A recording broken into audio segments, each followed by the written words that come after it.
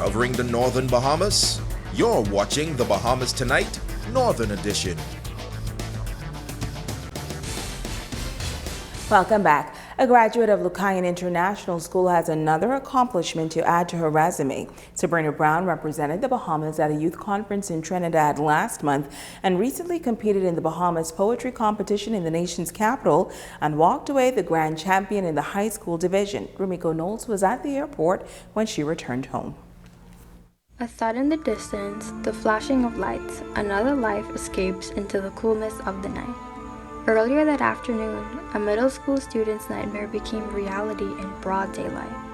The topic, conflict resolution. The title of her poem, The Battle Between Good and Evil. 18-year-old Sabrina Brown says the poetic piece that placed her above 50 other high school students in the Bahamas poetry competition was inspired by a young man that was stabbed to death in the nation's capital. So I tried to embody different scenarios, some in relation to violence, relationships, and stuff like that. So I wanted to provide like a fine balance between both. I found out about it last year, and last year was actually the first time they had their ceremony. So I entered, and I was actually a finalist that year, but I didn't place. And this year I wanted to try again and do better, and I brought home the gold. So pretty happy about that. Brown says her passion for writing poetry started in the 6th grade. That's when I kind of found out that I was a good writer, and my teacher, Mrs. Thurston, she always pushed me to write because she basically discovered that I had a good creative side. So all throughout I kept on writing.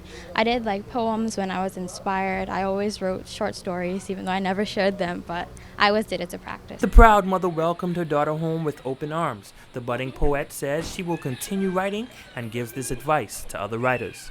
Don't ever compare yourself to other people. You can look to other people for inspiration, but you know your truth, you know what's going on inside of you, so don't ever let anyone sway that and just go for it. Rumiko Knowles, ZNS Network News. 70-plus youngsters attending a Bahamian-themed summer camp taking place at the Church of the Ascension under the theme Jesus Doing All Things Bahamian. Assistant Curate Deacon Dave Thomas says this year they wanted to do something different and relatable. We wanted to incorporate those practices that we believe that the Bahamian society have lost or are doing at particular events during the year. And so we wanted to bring them back and to remind our young people that in the simplistic nature of our society, we can make things meaningful and useful to them for their future. Now, the campers got a chance to learn about traditional Bahamian dances, old-time games, music, crafts, and a whole lot more. What we do in each of them is that we are linking the areas to the church and to our culture. For example, for science, we are teaching our young people about bush teas, about their importance. And in so doing, we are teaching them stewardship, something that we all as Bahamians need to express on a daily basis. Switching gears now, the Bahamas Institute of Business Technology giving a helping hand to the Grand Bahama Children's Home. Executives of the home continuing to appeal to the corporate community for assistance as they struggle to keep the doors of the home open. Executive Director Sheila Johnson-Smith says that they are always grateful when others pitch in to help. Hold on this morning, plus gift certificates.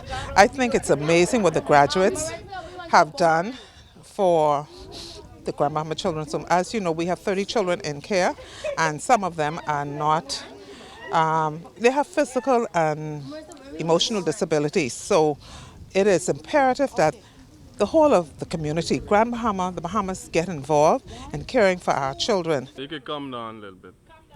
Acting General Director at BIBT, Laverne Gardner, says they were happy to answer the call. From the time that we have been having graduations, which would have been the first one in 2000, every year the graduating class, they select a charitable organization to make a donation to. And this year, the class of 2019 overwhelmingly decided to support the Grand Bahama Children's Home, simply because they know that there is a need and they're always asking for donation.